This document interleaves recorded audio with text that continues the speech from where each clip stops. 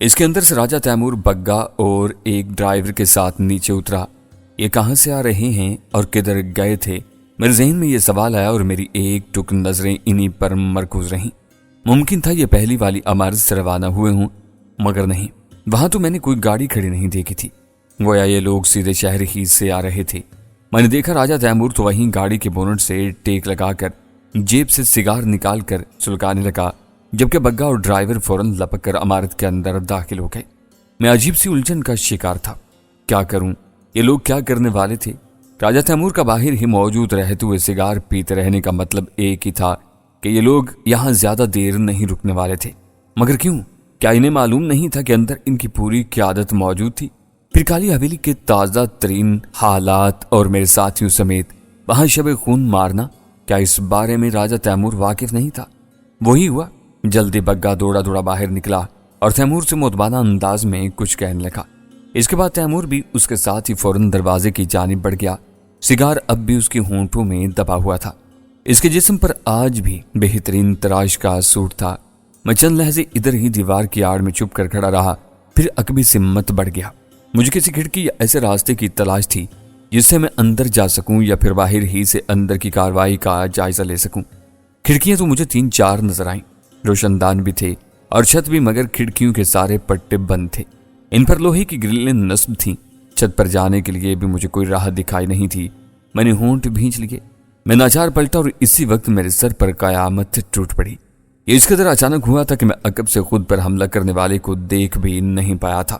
جب ہوش آیا تو میں نے خود کو ایک حال کمرے کے فرش پر رسن بستہ حالت میں پڑے پایا۔ میرے سر کا پچھلا حصہ بری طرح دکھ رہا تھا، مگر میں اس زخم کو سہلانے سے بھی قاصر تھا۔ آنکھوں کے سامنے کچھ دیر اندھیرے کی کیفیت طاری رہی۔ سر کو ہلکا سا ہی جھٹک پایا، پھر کچھ منظر مزید واضح ہوا تو مجھے اپنے سامنے دھندلے دھندلے خاکے نظر آنے لگے۔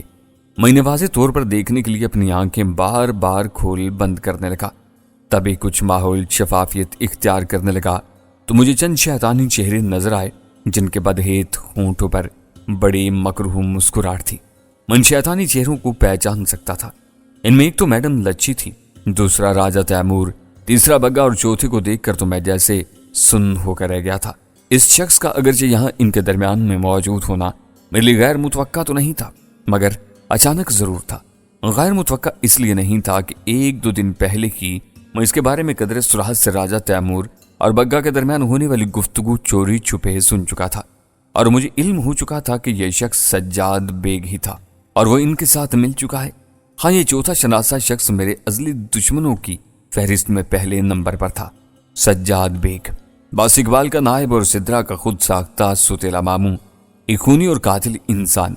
اقبال کے واصل جہنم ہو جانے کے بعد جو اپنے خاص آدمی اور جگنو کے بھائی عدیل کی طرح کالی لہر والوں کے ہاتھوں قتل ہوا تھا، کیونکہ اقبال نے ان سے اپنے دوست بھانڈیل سائیں کے حوالے سے تعاون کرنے اور ساتھ دینے سے صاف انکار کر دیا تھا۔ ممکن تھا اب بھانڈیل سائیں بھی ان کے ٹارگٹ پر ہوتا۔ اب سجاد بیگ ابن الوقت اور موقع شناس ثابت ہوا تھا۔ چاہیے تو یہ تھا کہ وہ بھانڈیل سائیں سے ہی رابطہ جاری رکھتا، مگر اس نے اس کے برعکس کالی لہر والوں کے ہاتھوں اپنی ضمیر کا سودا کر لیا تھا، اور ایسا یقیناً اس نے میری دشمنی میں کیا تھا، جیسا کہ مروجہ اصول ہوتا ہے کہ دشمن کے دشمن سے یاری، یہی سجاد بیگ نے کیا تھا۔ میں اب کے برا پھنسا تھا۔ کالی لہر کی پوری قیادت چند ایک کو چھوڑ کر ماں اپنے حلیفوں کے یہاں موجود تھی۔ گورا پارٹی جوڑا ابھی نظر نہیں آئے تھے۔ ان سب لوگوں کی نظریں مجھ پر جمی ہوئی تھیں۔ کبھی ان کی نظروں میں شیطانی مسکراہٹیں کھیلنے لگتیں تو کبھی خونخوار چمک اور منتقمانہ رونت۔ ان کے وہی 2 حواری جن کی وین کی چھت پر میں یہاں تک پہنچا تھا میرے دائیں بائیں مستعد کھڑے تھے۔ ایک نے مجھ پر پانی کی بھری ہوئی بالٹی ڈال دی۔ میں پانی سے شرابور ہو گیا۔ ایسا انہوں نے شاید مجھے پوری طرح ہوش میں لانے کے لیے کیا تھا۔ سہراب، تمہارا آخری وقت اب تمہاری زندگی سمیت ہمارے ہاتھوں میں ہے۔ ایک رہا سی آواز میڈم لچی کی تھی، اس میں نخوت اور شدید قسم کی انتقامی نفرت بھی تھی۔ زندگی اور موت صرف اور صرف میرا اللہ کے ہاتھوں میں ہے، خبیث عورت۔ میں نے بھی لیٹے لیٹے اس کی آنکھوں میں آنکھیں ڈال کر فوراً غضبناک لہجے میں کہا، اس میں طنز کا زہر بھی شامل تھا۔ کیا بھول گئی تم؟ پہلے بھی میں تمہارے ہتھے چلا تھا اور تم نے مجھے یہ سمجھ کر زندہ قبر میں دفن کر دیا کہ میرا آخری وقت آن پہنچا ہے، لیکن دیکھ لیا تم سب نے، میرے اللہ نے مجھے بچا لیا۔ اس کی بکواس سننے سے بہتر ہے کہ اس کا اسی وقت کام تمام کر دیا جائے۔ इस बार राजा तैमूर ने गुस्सीला लहजे में मेरी तरफ घूरते हुए मैडम लच्छी से कहा। मैंने खूनखार नजरों से उसकी तरफ देखा। इसे शायद इल्म नहीं था कि मैं इसे गायबाना तौर ही पर सही पर जान चुका था। अभी नहीं राजा साहब, जरा रांगा को ठीक हो जाने दें। मैं इससे इसके बारे में मशवरा की पाबंद हूं। तो क्या फिर इसका लेक्चर सुनने के लिए यहाँ इसे डाला गया है? इसे फौरन कैद खाने में ले जाकर फेंक दो, राजा झल्ला कर बोला। खबर नए साथी सज्जाद बेग ने इससे कुछ गुफ्तगू करना थी। मैडम लच्छी ने उसकी झल्लाट का बुरा मनाए बगैर कहा। फिर वो सज्जाद बेग से मुखातिब हुई। मिस्टर सज्जाद बेग, शिकार सामने है, इससे तुम क्या बात करना चाहोगे? सज्जाद ने मेरी जानिब देखा। इसके होंठों पर जहरीली मुस्कुराहट थी। राजा तैमूर सिगार सुलगाने में मसरूफ हो गया। सोहराब, मुझे अब तक तुम्हारी बेवकूफ़ियों पर बहुत हैरत और अफसोस हुआ है, सज्जाद ने कहना शुरू किया। मैं खामोशी से उसकी बकवास सुनने लगा। अलबत्ता यहाँ एक सवाल ने मेरे सोचते ज़हन में सर ज़रूर उठाया था कि बास इकबाल की बाक़ियात यानी सज्जाद बेग अगर यहाँ मौजूद था तो फिर सलीम चालिया और राजू बोरी कहाँ थे? वो इसके हमरा क्यों नजर नहीं आ रहे थे? राजू बोरी तो मुमकिन था मेरी उस रात वाले तबाहकुन हमले के बाद ख़त्म हो चुका हो, मगर सलीम चालिया को तो यहाँ इनके साथ मौजूद होना चाहिए था। फिर चौधरी जी बरादरान के बारे में भी सवाल उठता था। चाहिए तो तुम्हें यह था कि हमारे ग्रोह में रहते हुए तुम खुद को मनवाते, तंजीम के वफादार बनते, इसके सिले में तुम्हें एक बड़ा ओहदा और मकाम मिलता। मगर अफसोस कि इसके बरक्स तुमने हमारी दुश्मनी में नाम कमाया। क्या फायदा हुआ तुम्हें इसका? मिलाकर उसने अपनी बकवास की इब्तिदा करते हुए मुझसे कहा। इकबाल साहब के मरने के बाद मैंने तंजीम की बाग डोर संभाल ली।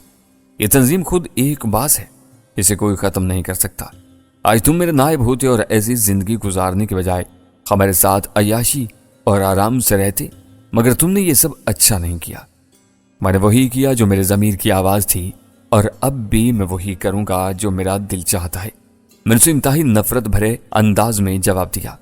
मेरी जवाबी कार्रवाई पर उसके चेहरे पर शोले से चमके और वो उसी लहजे में बोला। बहुत गरूर है ना तुम्हें खुद पर, मगर ये मत भूलना कि अनकरीब तुम्हारा अंजाम बहुत बुरा होने वाला है। तुम क्या समझ रहे हो कि मैं तुमसे वापस तंजीम में आने की मिन्नतें करूंगा, दरख्वास्तें करूंगा?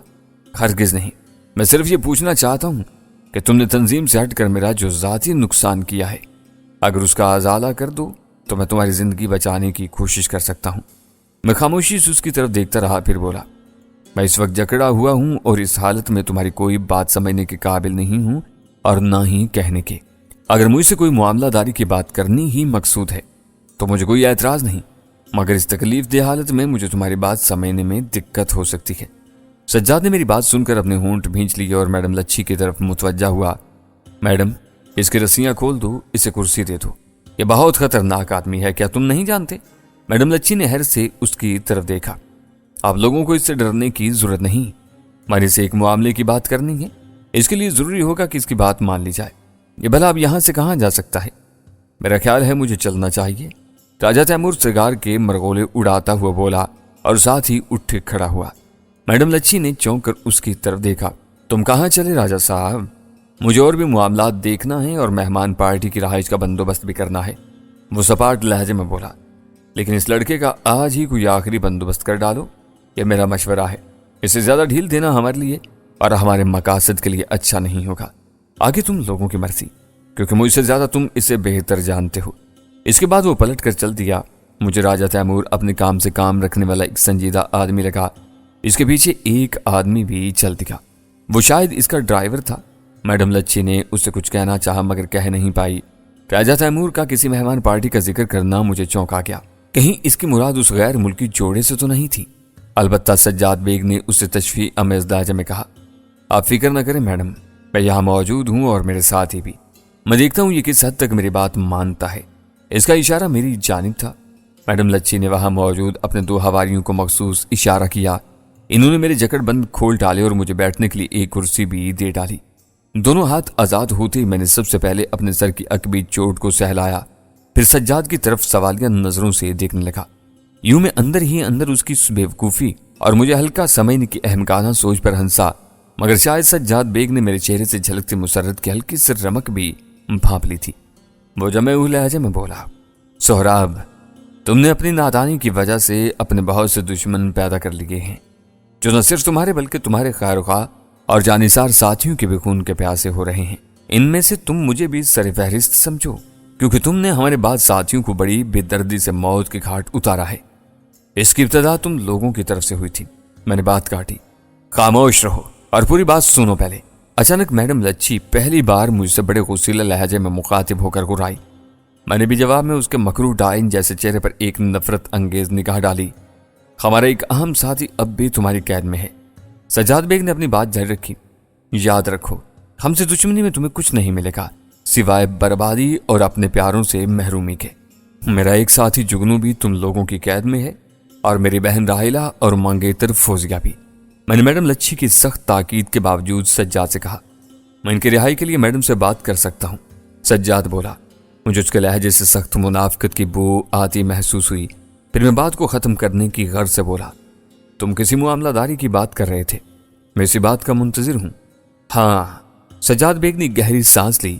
یوں تو ہمارے تقریباً سبھی ساتھی تم نے ختم کر ڈالے ہیں، مگر شکرا نامی ہمارا ایک آدمی اب بھی تمہاری قید میں ہے۔ اس کی بخیر و عافیت واپسی کا بندوبست تمہیں کرنا پڑے گا۔ مجھے اس کی بات پر اندر سے تسلی ہوئی کہ ان لوگوں نے دوبارہ کلب کی عمارت پر شب خون نہیں مارا تھا، ورنہ نہ صرف ان کا ایک خطرناک اور تباہ کن ساتھی شکرا آزاد ہو چکا ہوتا، بلکہ پرویز سمیت وہاں مقیم اماں اور چمبیلی کی جانیں بھی خطرے سے دو چار ہو جاتی۔ کیا خبر انہوں نے اپنی پہلی ناکامی کے بعد وہاں دوسری بار بھی ہلہ بولا ہو، لیکن پرویز نے اپنی ہوشیاری اور چالاکی سے حالات پر قابو پا لیا ہو، یا ان لوگوں کے ہتھے نہ خود اور نہ ہی دوسروں کو چڑھنے دیا ہو۔ یوں یہ حملہ بھی ناکامی سے دو چار ہوا ہو۔ کم از کم اس وقت ان لوگوں کی برہمی اور جھلاٹ سے یہی ظاہر ہو رہا تھا۔ تبھی یہ بات میرے ذہن میں ابھری کہ اگر ایسا ہوا ہی تھا تو پرویز کو جوجی کی لک آفٹر کے لیے میں نے اسپتال بلوایا تھا۔ ایسی بات ہوتی تو پرویز مجھ سے ذکر تو کرتا۔ یہ بھی ممکن تھا کہ بعد میں یہ سب ہوا ہو، مگر اتنی جلدی کچھ الجھن درمیان میں تھی، اس کا عقدہ آگے چل کر ہی کھل سکتا تھا۔ زبیر اور کبیر الگ میرے لیے ایک معمہ بنے ہوئے تھے، جنہیں میں نے کالی حویلی سے میڈم لچھی اور ان کے گورے مہمانوں کے تعاقب میں روانہ کیا تھا۔ اب نہ جانے وہ دونوں کدھر غائب ہو چکے تھے۔ بدلے میں مجھے میرے تینوں ساتھی چاہیے ہوں گے۔ میں نے بھی سودے بازی کی بات کر ڈالی۔ بکواس بند کرو اپنی، میڈم لچھی پھر غائز آلود لہجے میں مجھے گھور کر بولی۔ اس کا ڈائن جیسا سیاہ روح اور بدہیت چہرہ تیش کی سرخی تلے اور بھی بھیانک اور مکروہ نظر آنے لگا تھا۔ میں نے اس پاگل اور دیوانی چڑیل کو پھر نظر انداز کرتے ہوئے سنجیدگی سے سجاد بیگ سے کہا، کیا ایسے ماحول میں کسی معاملہ داری کی بات ہو سکتی ہے؟ سجاد نے میڈم لچھی کی طرف دیکھا اور ہولے سے اس سے کچھ کہا، پھر مجھ سے مخاطب ہو کر ذرا سخت لہجہ اختیار کیا۔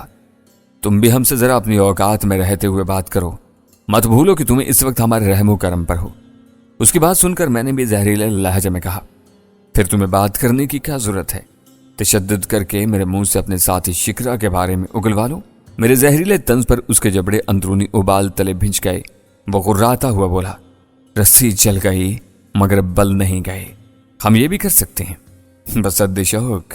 میں نے بے پرواہ انداز میں کندھے اچکا دیے۔ میڈم لچھی کو میرا یہ دلیرانہ انداز سخت تکلیف دے رہا تھا۔ سجاد بیگ بھی اس بار آپے سے باہر ہو گیا اور ایک دم اٹھ کھڑا ہوا اور اپنی جیب سے ایک لمبی نال والا پستول نکال کر مجھ پر تان لکھا۔ اس کا چہرہ اس وقت لال بھبوکا ہو کر مسخ ہو گیا تھا۔ میں تم پر تشدد کرنے میں وقت ہرگز ضائع نہیں کروں گا، تمہیں اسی وقت گولی مار دوں گا، کہتے ہوئے اس نے فائر کر ڈالا۔ یہ حملہ میرے لیے اچانک تھا، مجھے اس کی توقع کم ہی تھی۔ گولی میرے دائیں بازو پر لگی اور آر پار ہو گئی۔ میرے حلق سے کرب انگیز کراہ خارج ہوئی اور میں کرسی سمیت عقب میں الٹ کر فرش پر گرا۔ باقی دو حواریوں نے بھی اپنی جیبوں سے پستول نکال کر مجھ پر تان لیے تھے۔ میڈم لچھی کے چہرے پر زہر خن مسکراہٹ نمودار ہوئی، شاید اس کی خواہش کے عین مطابق یہ عمل ہوا تھا۔ مجھے یوں لگا جیسے میرے بازو میں کسی نے گرم سلاخ اتار دی ہو۔ زخم سے خون بھل بھل بہنا شروع ہو گیا۔ درد اور جلن کے احساس تلے میرے چہرے پر کرب انگیزی طاری ہونے لگی۔ میں نے تکلیف کو سہنے کی کوشش میں ہونٹ بھینچ لیے۔ میں تمہیں یہ بتانا چاہتا تھا کہ میرے سلسلے میں ذرا سی بھی خوش فہمی کا شکار مت ہونا سہراب۔ سجاد نے ذرا دیر بعد مجھ سے سرد اور شفاق لہجے میں کہا، تمہارے لیے میرے دل و دماغ میں جس قدر انتقام کا آتش فشاں پک رہا ہے تم اس کا شاید اندازہ بھی نہیں لگا سکتے۔ بولو، شکرا کو تم نے کہاں یرغمال بنا رکھا ہے، ورنہ دوسری گولی تمہاری دائیں ٹانگ میں پیوست ہو جائے گی۔ کہتے ہوئے اس نے پستول کی نال کا رخ اس بار میری ٹانگ کی طرف کر دیا۔ میں جانتا تھا کہ وہ دوسری گولی چلانے میں بھی درگ نہیں کرے گا۔ حقیقت یہی تھی کہ جب اس نے مجھ سے کچھ نرمی برتی تھی تو میں نے اسے واقعی ہلکا لے لیا تھا۔ دیتے ہوئے میرے سوال کا جواب اس نے پھر پوچھا۔ اس کے کرخت لہجے میں خونخواری بھی اتر آئی تھی۔ وہ کلب میں ہے۔ میں نے بتا دیا، لیکن یہ نہیں بتایا کہ اسے خفیہ تہخانے میں رکھا گیا ہے، کیونکہ مجھے شبہ ہو چکا تھا کہ یہ لوگ پہلے حملے کی ناکامی کے بعد نچلے نہیں بیٹھے ہوں گے۔ انہوں نے دوسرا حملہ بھی فوراً ہی بول دیا ہوگا، مگر اس بار بھی ناکامی ہوئی ہوگی، تبھی وہ مجھ سے شکرے کے بارے میں دریافت کرنے پر مجبور تھے۔ لیکن یہاں پھر بات وہی پرویز سے میری اسپتال میں ہونے والی تازہ ملاقات کی الجھن کی بھی آ جاتی تھی۔ بہرکیف دیکھنا تھا یہ الجھن امیز عقدہ کب کھلتا ہے۔ آخری موقع ہے، اب جھوٹ مت بولنا، سجاد نے خونخوار لہجے میں کہا۔ ہمارے آدمی ابھی ابھی وہاں سے لوٹے ہیں۔ تمہارے دوست کراٹے ماسٹر استاد جوجی کی کلب والی عمارت میں سناٹے کے سوا کچھ نہیں تھا۔ اس کی وجہ ہم سمجھ سکتے ہیں کہ ہمارے پہلے والے ناکام حملے کے بعد تم محتاط ہو گئے ہوگے اور وہاں سے تم نے شکرا سمیت اپنے ساتھیوں کو کہیں اور منتقل کر دیا ہوگا۔ بالکل یہی بات ہو سکتی ہے، میں نے کہا۔ میری الجھن اب دور ہو گئی تھی۔ یقیناً پرویز پہلے والے حملے کے بعد ازحد محتاط رہا ہوگا۔ ہماری روانگی کے بعد اس نے جوجی کی ہدایت کے مطابق دوسرے حملے کے لیے خود کو الرٹ رکھا ہوگا۔ تو پھر میں خود کالی حویلی اپنے ساتھیوں کی تلاش میں گیا ہوا تھا۔ اس کا تو تم سب کو علم ہے، میں نے قدرے چالاکی سے جواب دیا۔ ساتھ ہی مجھے ڈر بھی تھا کہ یہ کم وقت کہیں دوبارہ مجھ پر فائر نہ کر دے۔ میں انصفاق لوگوں کے نرغے میں تھا اور میرا اس طرح بے بسی کے ساتھ زخمی ہوتے رہنا میرے حق میں بہرحال اچھا نہیں ہوتا۔ سجاد بیگ کو میری یہ توجیہ کسی حد تک بامانی لگی۔ وہ سوچنے لگا، اس کا مطلب ہے کہ اب تم ہمارے کام کے نہیں رہے۔ سجاد جیسے خود سے بولا۔ مجھے اس کا لہجہ سرد اور عجیب سا لگا، یوں جیسے وہ اب میرے بارے میں کوئی آخری اور حتمی فیصلہ کرنے والا ہو۔ میں ایک لہجے کے لیے اندر سے لرز کر رہ گیا۔ سجاد نے میڈم لچی کی طرف دیکھا، جیسے پوچھنا چاہ رہا ہو کہ اب اس کا کیا کریں۔ یکلک صورتحال خطرناک حد تک غیر یقینی اور نازک ہو گئی تھی۔ میرے اندر کی جنگ باز نے انگڑائی لی۔ مجھے اپنے بچاؤ کے لیے جو کچھ کرنا تھا اپنے زخمی بازو کے ساتھ اسی وقت کرنا تھا، کیونکہ ان کے انداز سے ظاہر ہونے لگا تھا کہ یہ اب مجھے مزید پالنے کا رسک نہیں لے سکتے تھے۔ میری اخابی نظروں نے ان دونوں حواریوں کا پل بھر میں جائزہ لیا۔ وہ مجھ سے ذرا فاصلے پر مستعد اور چوکس کھڑے تھے۔ ان کے پستول مضبوطی سے ان کی گرفت میں نظر آئے۔ میں ایسے میں خود کو بے بس سا محسوس کرنے لگا۔ تب ہی میری نظروں نے دیکھا کہ میڈم لچی نے ان حواریوں میں سے ایک کو اشارے سے اپنی طرف بلایا۔ وہ اس پر جھکا۔ لچی نے اس کے کان میں چند لفظ ٹپکائے اور وہ سیدھا کھڑا ہو گیا۔ اس کی نظریں مجھ پر جم گئیں۔ وہاں مجھے سفاکیت اور بے رحمی کے آثار نظر آنے لگے۔ وہ اپنے ساتھی کی طرف آنے لگا۔ وقت اور ماحول پر یکایک جیسے سنگ دلی تاریخ ہونے لگی تھی۔ دفتن میرے اندر کوئی چیخا، ابھی نہیں تو کبھی نہیں۔ پھر یہی وہ وقت تھا جب حواری میرے قریب سے ہو کر اپنے ساتھی کی طرف بڑھ رہا تھا۔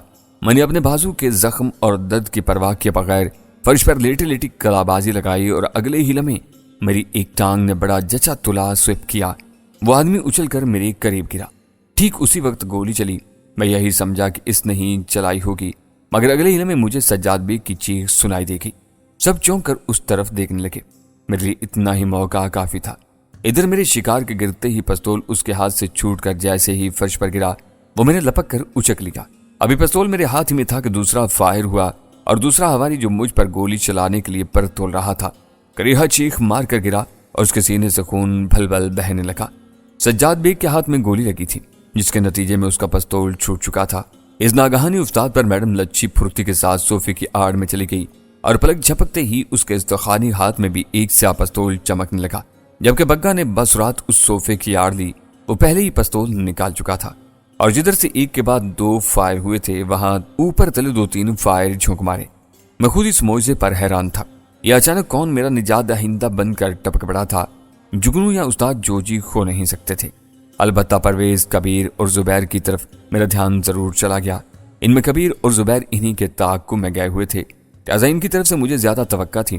لیکن پھر بھی نہ جانے کیوں میری چھٹی حص کہہ رہی تھی کہ معاملہ اب بھی کچھ اور ہی پر اسرار سا تھا، کیونکہ کبیر اور زبیر تو کافی دیر سے ان کے تعاقب میں گئے ہوئے تھے۔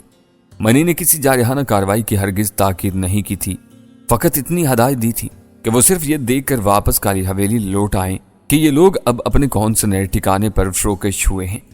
جوابی فائرنگ کے نتیجے میں نامعلوم حملہ آور کی جانب سے یکدم اسرار بھرا سکوت طاری ہو گیا تھا۔ اس دورانیے میں لچی میری طرف سے غافل نہیں ہوئی تھی۔ اس نے مجھ پر گولی چلائی۔ میں تب تک اس موقع سے فائدہ اٹھاتے ہوئے ایک ستون کی آڑ میں چلا گیا تھا اور وہیں سے میں نے لچی پر گولی چلا دی۔ وہ اس کو کہیں لگی جس کے سبب اس کے حلق سے بڑی کربناک چیخ خارج ہوئی۔ بگا اپنی میڈم کی چیخ سن کر بوکھلا گیا۔ لچی میری گولی کھا کر صوفے سے لڑک کر نیچے آئی، مگر بڑی سخت جان واقع ہوئی۔ اس نے زخمی ہونے کے باوجود سنبھالا لینے میں دیر نہیں لگائی اور میری جانب فائر جھونک مارا۔ گولیاں ستون سے ٹکرائیں اور سنگریزے اڑنے لگے۔ کچھ نے میرے چہرے پر بھی خراشیں ڈال دی تھیں، یوں میرا وہاں زیادہ دیر ٹکے رہنا خطرناک ثابت ہو سکتا تھا۔ مگر اب بگا بھی نامعلوم حملہ آور کی خاموشی کے بعد لچی کی تقلید شروع کرنے لگا تھا۔ خبردار، کھیل ختم ہو گیا۔ اچانک ایک تیز آواز حال میں گونجی۔ نامعلوم حملہ آور منظر عام پر آ چکا تھا اور اس نے زخمی لچی کو گن پوائنٹ پر لے رکھا تھا۔ اس نامعلوم حملہ آور کو دیکھ کر میری آنکھیں ناقابل یقین انداز میں پھیل گئی تھیں۔ وہ جگنو اور جوجی تو تھا ہی نہیں۔ حیرت کی بات تو یہ تھی کہ وہ پرویز یا کبیر اور زبیر میں سے بھی نہیں تھا، بلکہ وہ ہم میں سے کسی کا ساتھی سرے سے تھا ہی نہیں، مگر شناسا ضرور تھا۔